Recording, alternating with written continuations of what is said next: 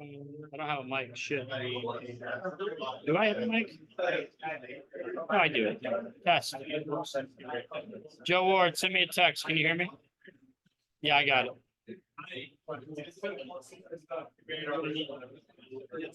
Okay, do you have the presentation? Yeah, you can share. So, Disable. Be all right with you folks? Thanks. Oh, it's just Joe and you. Right. yeah, it's just me. Yeah, It's just that's my son with CIS. He's up in New York. He couldn't make it. He lives right here in Hollywood. Yeah, I can hear you loud and clear, Dad. You sound good. Gotcha, buddy. Thanks for joining, Tom. Sure. I'm gonna make you a presenter, damn it. There you go. Hola.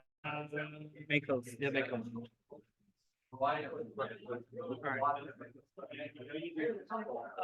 You're gonna have to take off the notes from here. Yep.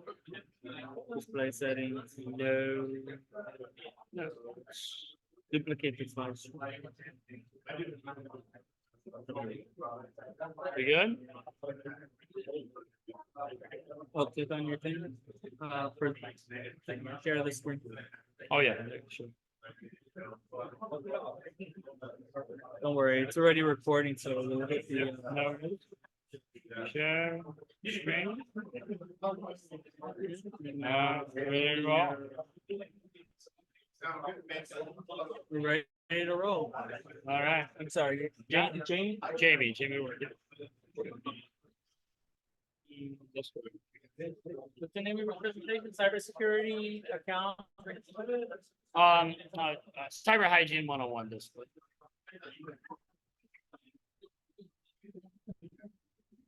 Hi, thank you, and welcome to HackMiami. Today's presentation is Cyber Hygiene 101 with Jamie. Excellent. Thank you so much. All right, everyone. How is everyone doing this morning? Welcome to Miami. Now, I know we have a big group here from Qatar, so you definitely get the trophy for longest travel. I think I get the trophy for the shortest traveled. I literally live 6 miles up the beach in the beautiful city of Hollywood Beach. It's a great place. So thank you all for coming. We appreciate all the support. Let's give a round of applause for all of our organizers here at HackMiami. They work tirelessly to make this event huge. And then on top of that, our sponsors that are here, and they do a phenomenal job of supporting all of you with cool swag and have some great security solutions. Make sure you stop by and visit them throughout the conference. All right, so I'm going to be doing some videos, so we're going to have to keep all that side chatter low because some of these videos are quiet. So if you all could, I'm going to start off with reading from slides. You guys want death by PowerPoint? Sun Tzu, The Art of War. I will sit here and read to you that the father living in China. I'm kidding. We're not going to be reading off the slides today.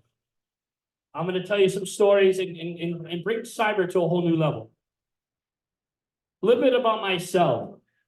So I can tell you, since a young age, I got a computer when I was like 9 years old. Anyone here remember the Commodore 64? How many people here are old enough to remember that? I thought it was so cool that I wrote my first code and was able to. All right, yeah, everyone, let's have some attention here, please, out of respectfully, please.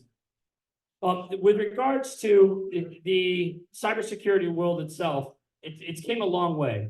I was a mayor in upstate New York for 12 years before moving to Hollywood, while simultaneously working for CIS, which is funded through the Department of Homeland Security to protect the nation from cyber attack. How many people in the room have heard of the CIS controls, critical controls? So CIS has that wing that takes care of global policy, hardening your systems. But on top of that, they're funded through Homeland Security to protect the nation at the state, local, tribal, and territory level. I left them about 8 months ago and joined a company called Inversion 6. We're a 24/7 security operations center providing support and resources to all companies, all government entities across our great nation, actually across the world. We might even have clients in Qatar. Florida itself was a target for me because of the 2017 election hacks. And I'm going to jump into those hacks and give you some details that are now declassified that I can share with you all. There's a lot to learn from cyber attacks. So today we're going to go over a few of the key, and some of them comical cyber attacks. Types of hackers that exist today. There are nation states, like we have enemies in China, we have enemies in Korea, Iran. They're constantly coming at us from a nation state attack level. Those are some of the most heinous attacks that on our critical infrastructure. But then there's also terrorists. Al-Qaeda has hacker wings. Our own homegrown terrorists here in the United States are trying to hack and disrupt US operations, elections, you name it. There are cyber criminals, people that do it for profit. They ransomware your grandmother, she pays them $500 in Bitcoin, and she gets her files back and all of her digital content. Then you have hacktivists, anarchists, people that don't like law and order. They just want to create disruption across the globe. Then you have insiders. Many times insiders are our weakest link. I could give everyone here $1 billion, go back to Qatar with that money and buy everything in cybersecurity possible. And all you need is one person to click on a link to allow a hacker into your system. Sometimes we got to look at the people element in our cybersecurity vulnerabilities. Moving into the last, but certainly not least, but one of my favorites are script kiddies. Somebody in your mom's basement in Boston, or New York, or Qatar, or Italy, they are just curious and they want to disrupt. And that's where a lot of the innovations in cyber attacks have come over the years with people under the age of 18. Hackers. There are 3 types of known hackers that we classify today. Does anyone in the room know where this comes from? The term white hat, black hat, gray hat? How many people here have seen old West movies? With Black Bart walks into a saloon, got that bad hat, he's the bad guy. He wants to fight, he wants to drink whiskey, he wants to shoot things up. That's a black hat. The black hats are just evil people and they want to do harm. White hats are like the Fabio looking cowboy, the guy in the white suit or the white hat. He wants to save the day. He wants to do good. And then there are gray hats. And gray hats are people that they do some bad stuff, but then they do some good stuff in their daily life, and then they do some bad stuff. The world's mixed in the hacker community today. As you can see, here in the United States, we are constantly under attack. From all across the globe, people are trying to disrupt, gain money, hack into people's lifestyles, hack into banks, steal credit card information, personal identifiable information, you name it. I got a video here that kind of tells you where the internet really came from. Some of you are young enough to not even remember when this happened, but it was kind of a gag on the news that Al Gore said he invented the internet. Here's a little more story behind that content. But you can thank the United States military for it. That's right, you can thank the US government for it. The US government helped create the internet. 1957, 10 years into the Cold War between the United States and the Soviet Union. The battleground was technological superiority, and Americans had the upper hand. That is, until the Soviets launched the Sputnik 1 satellite. In response, the military created the Advanced Research Projects Agency, or ARPA, to develop new military technology and put America back on top. The U.S. military was worried a nuclear first strike from the Soviets might wipe out their communications system, leaving the U.S. unable to respond. So they set out to create a protected emergency system. They established computer research centers at leading scientific universities, but computer scientists needed to connect these geographically separate systems so that they could share research and information. In 1966, the ARPANET program, headed by Larry Roberts, began work. On October 29, 1969, the first message was sent across the ARPANET from UCLA to Stanford. UCLA student Charlie Klein started typing login and typed LO before the system crashed. In 1970, the Network Control Program was released. The network expanded from 10 smaller computer networks, or nodes, in December 1970 to 15 nodes 4 months later. By 1972, there were 19 nodes linked together in ARPANET, but it still wasn't used all that much. Each host computer essentially spoke a different language, and most users only knew the language of their own host. ARPANET needed a way for the computers to talk to each other, so scientists began meeting to discuss both technical and philosophical aspects of the network, and formed the Network Working Group. In late 1971, the first user-to-user email was sent, and mailing was spread across the network. By 1973, email accounted for 75% of traffic on ARPANET. Meanwhile, other networks were being built around the world, but they had no way to talk to each other. So in 1974, Robert Kahn and Vince Cerf presented the Transmission Control Protocol / Internet Protocol, or TCP/IP. TCP/IP. This is what was born. That introduces distant computers to each other, and it makes today's internet possible. But the internet of 1974 still wasn't something just anyone could use, until Tim Berners-Lee created the World Wide Web in 1989. So while Al Gore may have been the first politician to really support and promote awareness for the internet, its invention came long before, and it would not have been possible without the pioneering researchers and hackers. At ARPANET. So with regards to ARPANET being a few nodes, started off in 3 or 4, and then it stretched coast to coast. This is the internet today. This is a heat map of all the internet connections across the globe. We came a long way in short time. I mean, so can you imagine that attack space of how hard it is globally to protect each and every one of those things? It's nuts. A little fun fact for you.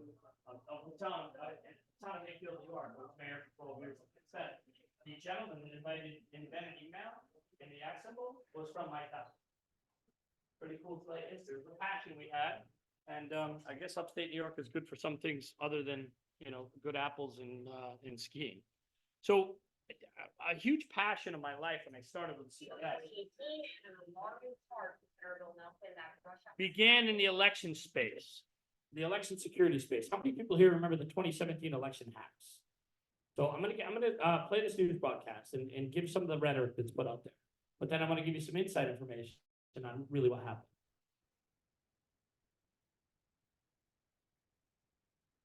Nelson leveled that charge Wednesday on the Hampton Trail, but has yet to show any proof. Today, Governor Rick Scott, who's running against Nelson, told Nelson to prove it or back off. Our senior political reporter, Michael Bennett, has the latest news. Nicole, Governor Scott certainly is making the most about these alarming accusations of alleged Russian hacking, and Bill Nelson is feeling the heat. At the Broward Elections Department, This is right here in our one county, Miami-Dade, Broward County. and around the state, voting equipment is being ready for the August 28th primary, and cybersecurity is a top priority. The election system is secure. We not only have experts within my department for IT-related matters, but I also am fortunate enough to have another department within Miami-Dade County that's dedicated to cyber. A dear friend of mine, Christina White, she's a Miami-Dade election supervisor for Miami. To back up his statement that Russian hackers have already broken into Florida's voting system. Each of the state's 67 counties runs its own system. In 2016, at least 3 said Russian hackers had tried but failed to break in. Now Nelson says they have.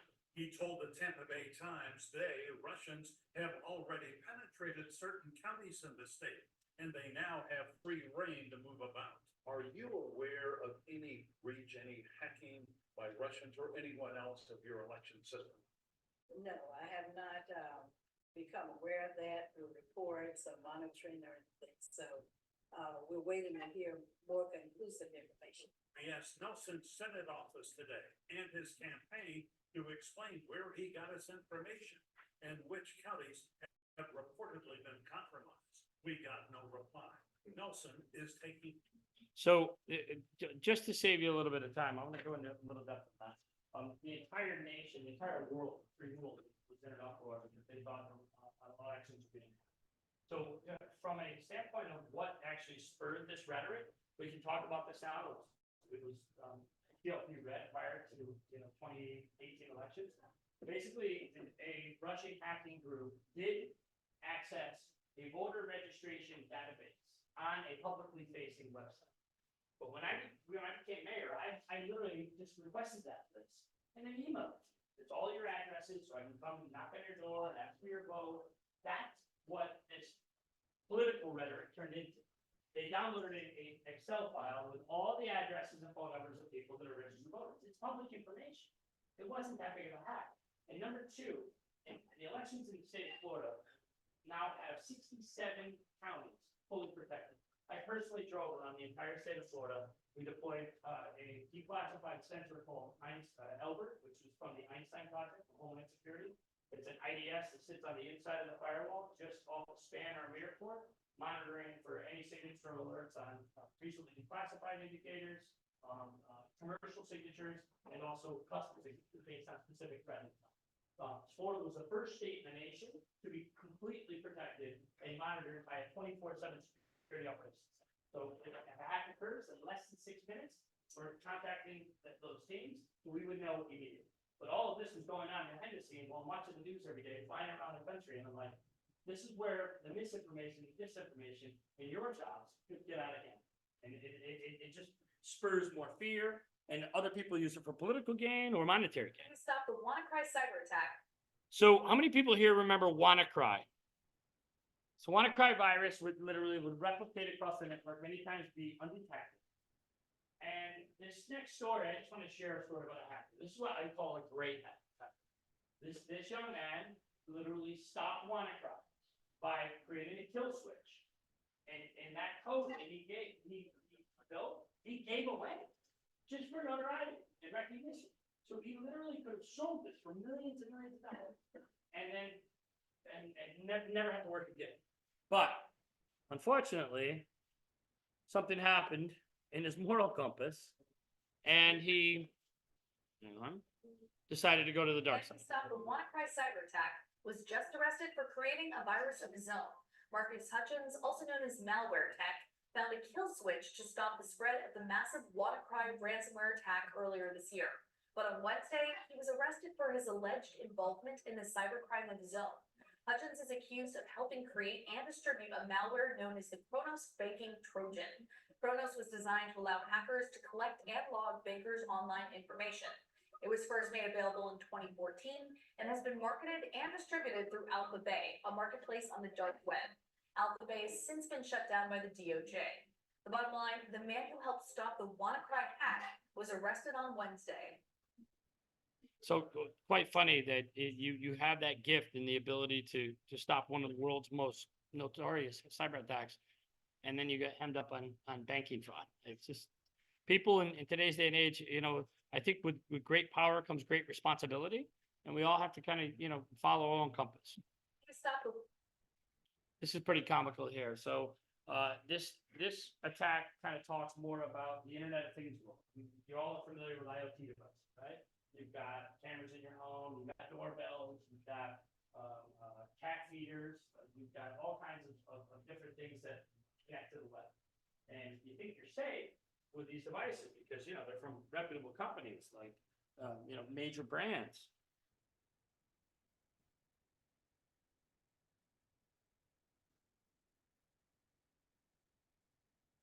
One of the virus movements in cybersecurity industry was that the casino security was breached through a fish tank.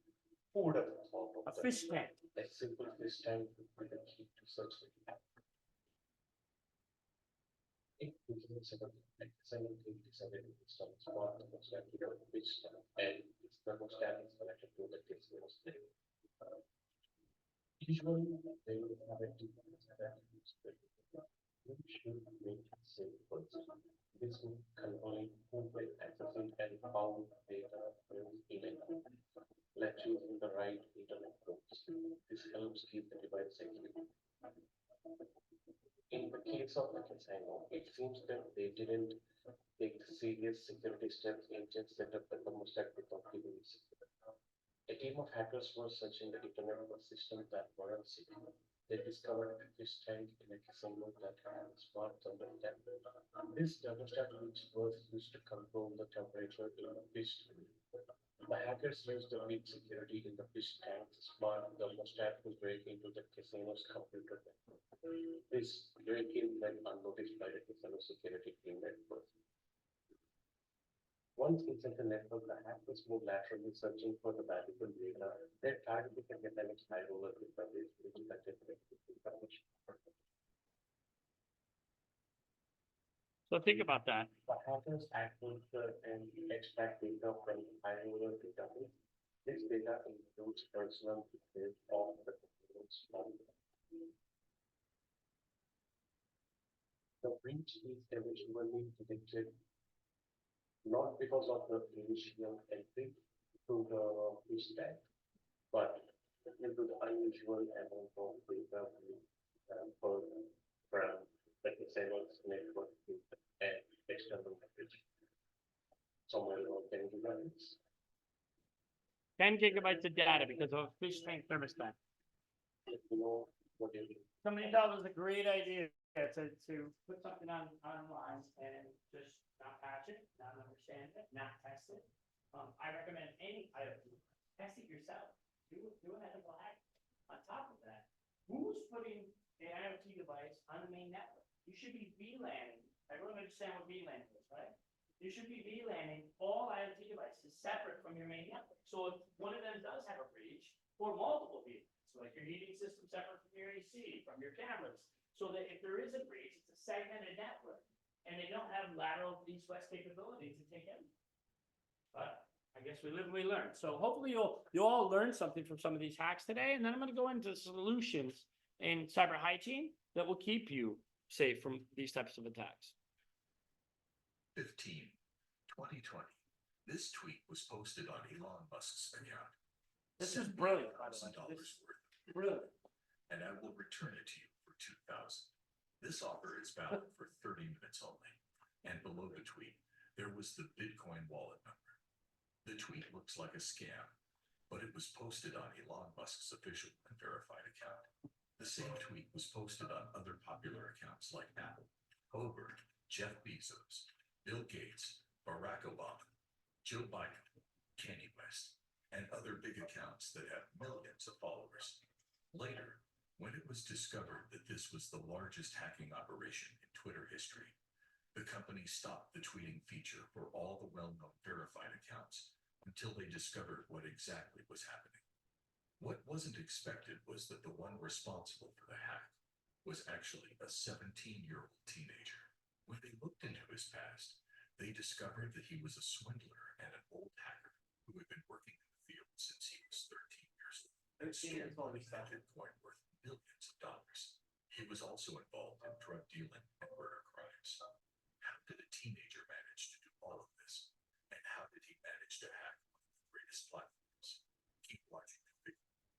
Pretty bizarre, right? But creative. And these are the things that in your own organizations, no matter whether you're in government or the corporate world, your own communication policies, your own phishing exercises, your own assessments, you have to educate the people. Like, nowadays, we're starting to see more, we're getting smarter with AI technology spoofing people's videos and faces. But what's next? I mean, what is going to be the next Twitter hack? There's going to be something, I'm sure, and I'm certain, especially with AI. How many people here remember Stuxnet? Somebody had a T-shirt. Are they in this room or are they downstairs? Somebody's walking around. Hey, what's going on? Good to see you, brother. The Stuxnet hack was absolutely horrendous to the country of Iran, but it was brilliant for whoever was behind it because you could literally disable somebody's nuclear capabilities without firing a single shot. And I'm going to show you. How many veterans do we have in this room? I just wanted to say thank you. This is my beloved girlfriend, Judith. She's 15-year active duty Navy here based out of HackMiami.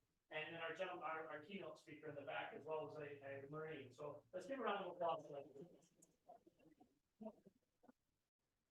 Remember, they invented the internet, so we owe that to them. We wouldn't be here without them.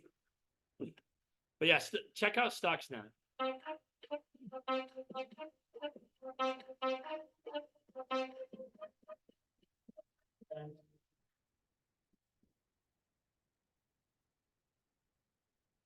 Released in 2008, but discovered in 2010. Stuxnet is a computer worm that was designed to attack programmable logic controllers. Stuxnet reportedly compromised Iranian PLCs, collecting information on industrial systems and damaging infrastructure. According to a November 2013 report from BusinessInsider.com, Stuxnet was responsible for destroying 1/5 of Iran's nuclear capability by causing them to spin with a virus. The worm exploits 4 zero-day flaws that are present in some SCADA systems. A zero-day flaw is a vulnerability in an application or operation system that is unknown or developers have not had time to patch. In the case of Stuxnet, the worm targets systems using the Microsoft Windows operating system and networks. Then it begins searching for Siemens Step 7 software. If it is able to find the proper vulnerabilities in a given system, then it carries out its exploits. Stuxnet is typically introduced into a system via an infected USB flash drive and then propagates throughout the network.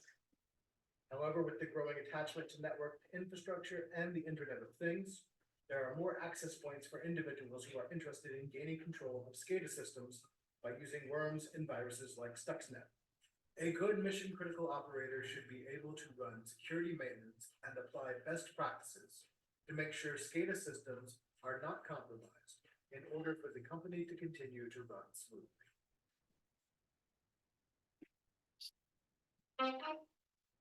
So moving from Stuxnet, I'm gonna go into physical security. Now, how many people here actually do physical security walks of their building? So you think like that's the people out front with the guns or the tasers or the batons, but in IT, it is our job in cybersecurity.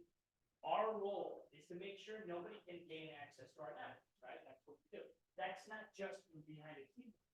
You have jacks in the hallway that are live, that I can literally take that laptop and patch cable into it and be there. You have those disabled industries. Are they on the phone? More importantly, the human element. We talked about it again. You all know about phishing, spear phishing, how deadly and disruptive that can be to your organization. So you've all been at conferences other than this, many other conferences, I'm sure. I still, to this day, see at cybersecurity conferences, at election security events, at the National Association of Counties, to Florida League of Cities, to National League of Cities, you name it. Flash drives on tables, and people are picking them up as swag. Now, if I was having a bad day and I wanted to become a black guy, I would grab one of those flash drives on day one, go back to my room on that evening, load them with some type of firmware to make it look like a keyboard, and drop them back on the table. Having a Metasploit monitoring for somebody plugging that device. We really got to still control ourselves and train our people to make sure that there is no capability that it is okay for you to connect any USB device ever uses. Some companies are taking it steps further and actually disable them in the BIOS, so you can't plug it. But that's not obviously the case. Many folks are responsible and they're using iron key devices. Companies like CrowdStrike and SentinelOne allow you to attack now. When I get into the next NAV and EDR, we'll talk about that shortly. They can detect until you put them on. So you can control that mitigation threat. We constantly drive home the message of being careful of what you download from the internet and how dangerous downloads can be.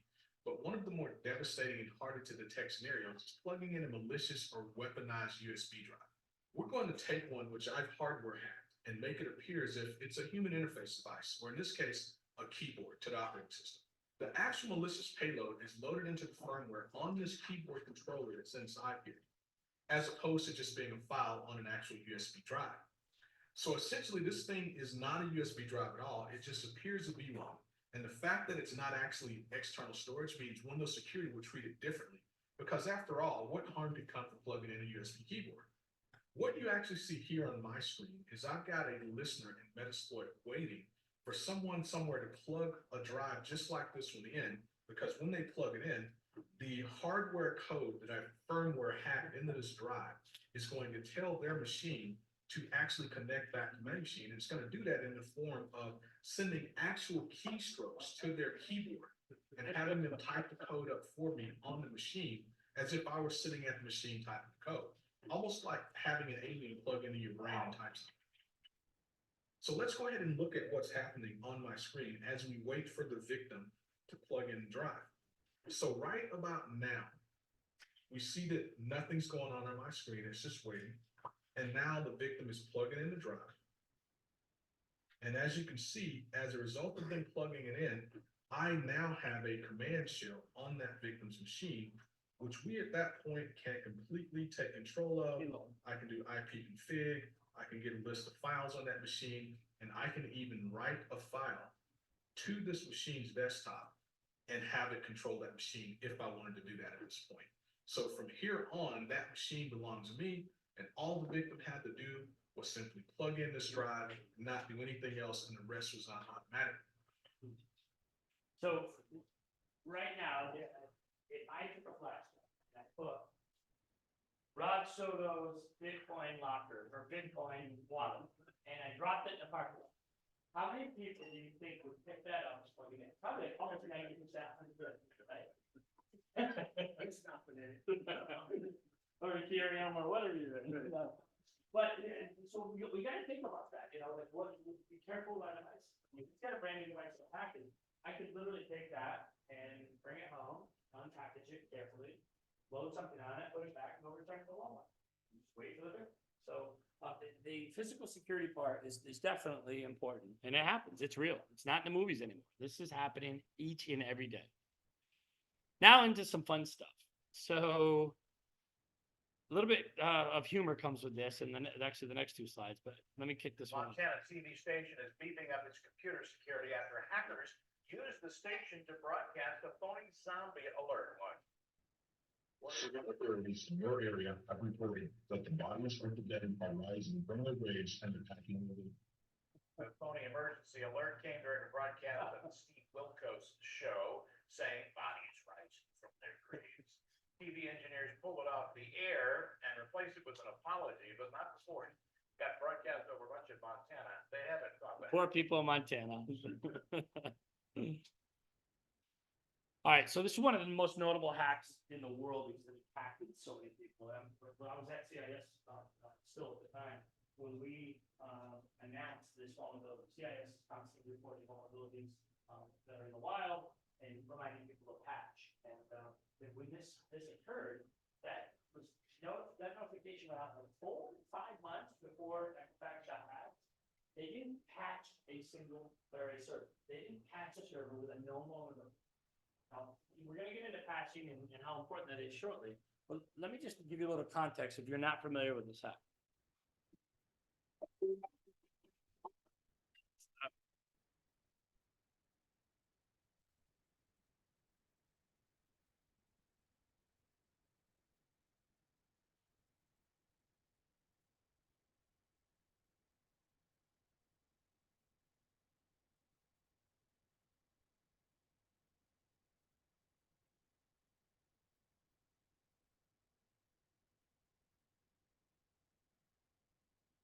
Right for your eardrums.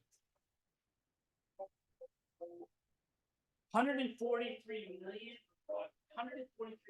Americans because somebody didn't patch a server. July 29th of this year, we discovered that attackers had gained unauthorized access to certain Equifax. They were in their systems for 3 months We acted immediately, stopped. before they were detected. Promptly engaged. I want to know who their IPS vendor is, who the NDR vendor is, who's doing their threat detection. How could they be in there that long undetected?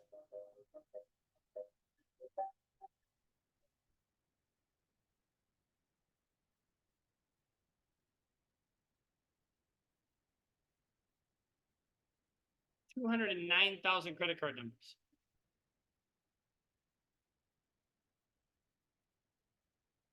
Crazy times. Another funny hack, going back to a little bit of humor, but this has more of a serious tone to it. So in Dallas in 2017, on April 2017, 156, set up 156 sensors or alarms.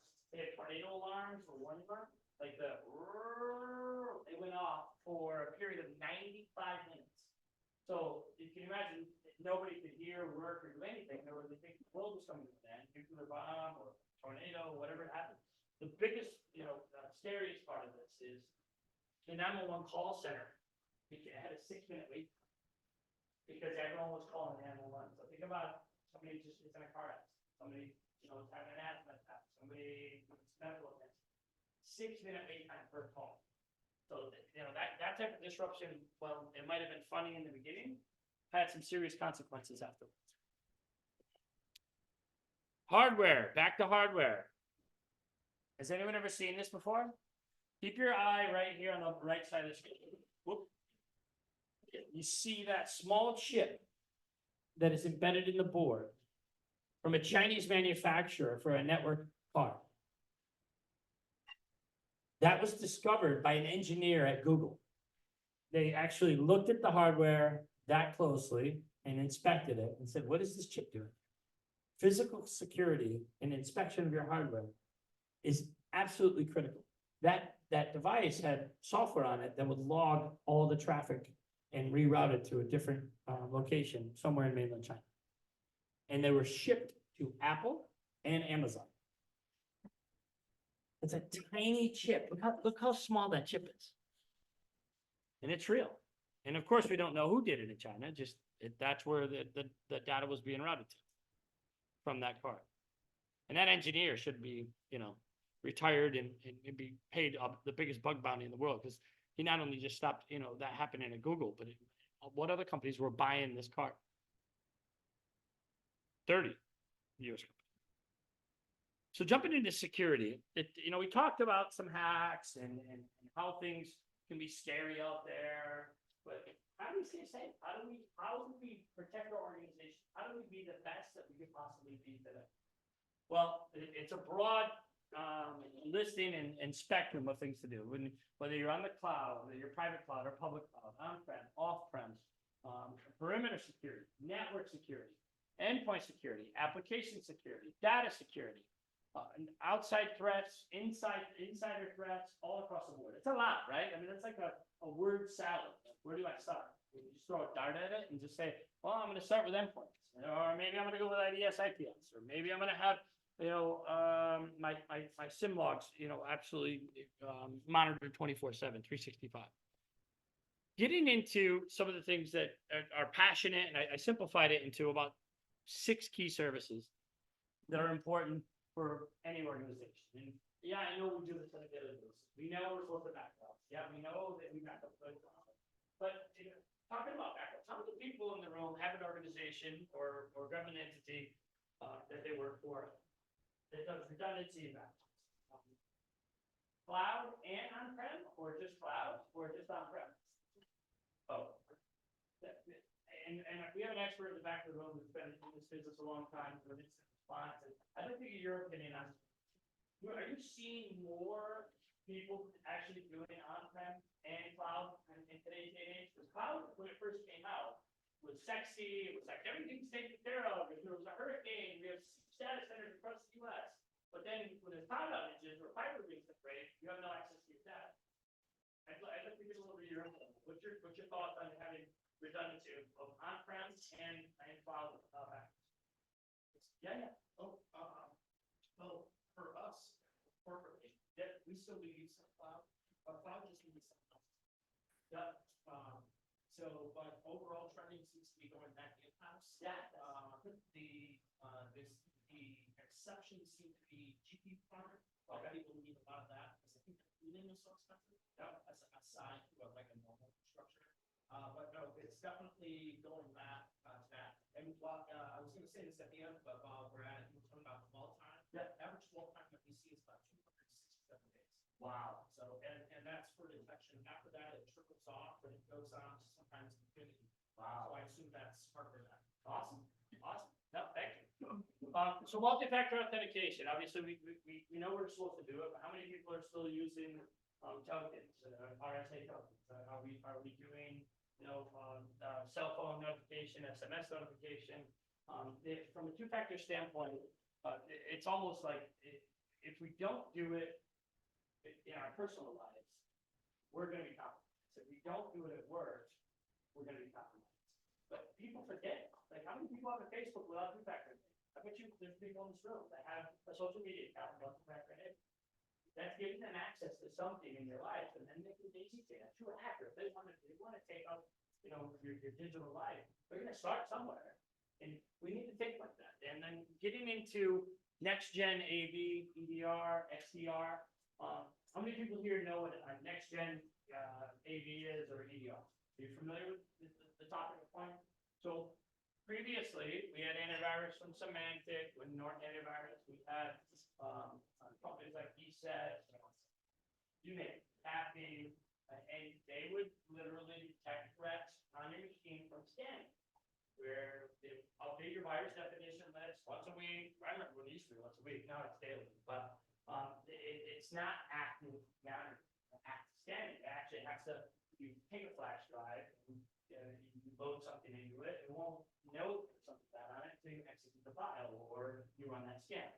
So companies today still exist that are in the US and abroad are still using traditional handlers. There are many organizations across the US that are still using regular AV. I don't understand why, but because there are two great companies out there that come to mind, one of them being CrowdStrike and the other being SentinelOne. That's a next-gen AV EDR solution. Basically, it's live active cloud scanning, a thin client put on your machine, not really resource heavy, where typical antivirus solutions, take up a lot of memory, take up a lot of your PC resources. These new EDR technologies are the way to go.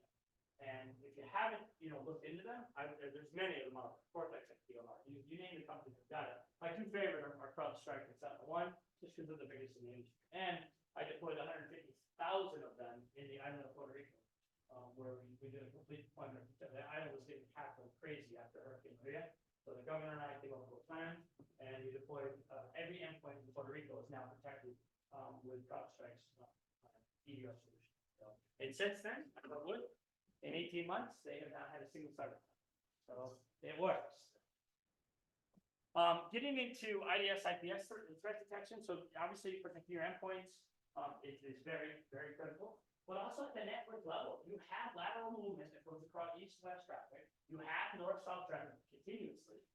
You need a solution inside your firewall, just off the span border of your port, monitoring that local traffic in your network coming inbound and outbound and going east-west.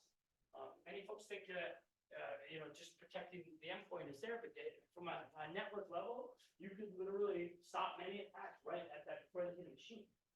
Before they even get to a workstation machine, just coming through your firewall, the span on your port, it'll monitor it and it can stop that traffic right where it is. Then 24/7 SOC monitoring. How many people in New York have SOC, that monitor security operations center, that monitors their organization? That again, I can tell you, working for CIS for the previous 7 years before coming to version 6, I would watch our SOC at 1 in the morning, and activity goes on. Hackers work at night, and during the day, most of them are sleeping. A lot of them are sleeping. So you think somebody's gonna hack something at like noon on a Monday? If they do, it's kind of stupid. You got the full stack. But if you want the best chance for success, you're gonna do it on a Saturday afternoon or a Sunday, so the resources that would normally be monitoring it would happen. Now, if we had a hack here, we had a hack here in Florida. There was a cyber attack that actually got it into a SCADA or an ICS control device in one of our wires. And it started mixing toxic levels reported. And the only reason why that attack was stopped and nobody was killed, there was a human looking at a monitor and a meter, and they manually stopped the mixing.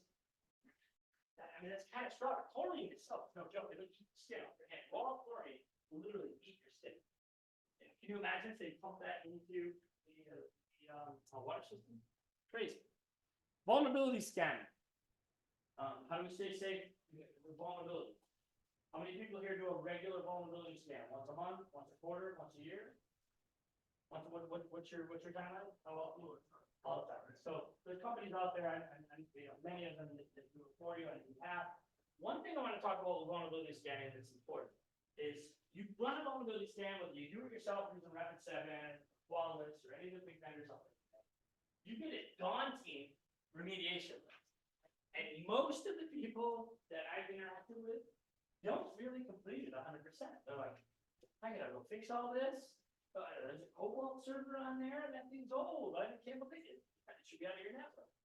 But when you have those actionable, I recommend having like a managed service security provider do it for you. Let them run the vulnerability scan, because then they'll give you a rank order. All your criticals, instead of you just getting the word salad, here's a run a qual scan yourself in house, it's a lot to digest. But having a provider do that for you and look at your top criticals, at least if you do that, you're gonna lessen your chance of cyber dramatically. Oops, wrong way. Penetration testing. This is an exciting topic for me. So there are a lot of ethical hackers out there that do a great job with penetration. They're using every tool under the sun. The problem is they're not consistent because it's human. They are susceptible to error. There is a new technology out there, and many companies are offering this. A key company that I actually worked with and heard is called Horizon 3 AI. And Horizon 3 AI is an autonomous pen testing company. So how many people have ever done a pen test like soup and nuts from the internet? So when you take all your tools and all your software, usually they're in folders and your desktop, you start executing and manlining and running all these tools. This autonomous pen testing has all that built in using AI technology, and you select your attack vectors, you select your scope and range of IPs, and then you just hit run, and it does it for you. And then when it's done, it's got a very intuitive dashboard that tells you in rank order of criticality where to start working out first, where your biggest vulnerabilities are, where your biggest weaknesses are. And then when you do those remediations, you can run it again and you see this throughout your critical list. So definitely take out the fact of autonomous pen testing. It's a game changer for the world today. Now, am I going to say it's going to be as detailed as Rod Soto or myself or our keynote speaker in the back doing it? No, maybe not. But consistently having something you can do multiple times a year for a tenth of the cost, it's better than what most people are doing right now with government and corporate. Oh, bateria. How much time do I have left? Oh, a few minutes, good. So I'll do it before the battery's dead. All right, so I'm gonna speed through here. Dark web scanning.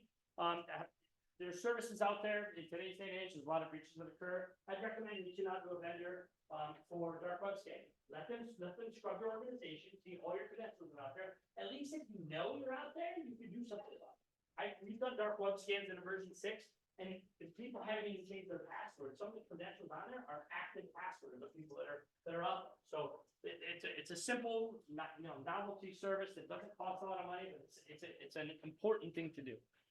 And fractional CISO business. The fractional CISO programs, a lot of times you see there's a lot of companies out there that are doing fractional CISO work. And fractional CISOs are assistants to your security. They act like a member of your team in your organization. And even if you are a CISO, we have CISOs that we do fractional CISO work with because they want to get ISO compliant, or they want to get CIS controls and this compliant. They just have so much on their plate, they don't have time. But they can hire a fractional CISO for 6 months to do that project, and then they leave. But they work under the guidance of the organization. And then SaaS, identity risk management. There's a lot of good companies out there that are offering this. One being Grip Security out of Israel. And basically what they do is they scan all of your known accounts on your network, and they'll tell you that Greta is connecting to, she left 2 years ago, and her account is still active and valid with that marketing cloud company or this cloud company. Those credentials that you don't know about that are out there in the SaaS world are detrimental to your security. And then last but not least, I cannot say this enough, incident response plan. You must practice it, drill it, and rehearse it. If you don't have one, you need to draw one up. There's plenty of templates out there. There's companies that can come and do one for you. Fractional CISO services, especially through my company in version 6, we can come out and actually build one for you, so you understand what happens when an event or cyberattack occurs. How do we act? I mean, we all do fire drills at skill. We do active shooter drills. The incident response plan is critical to your vitality in the cyber world today. So last but not least, we're gonna end with a funny video. Jimmy Kimmel on passwords.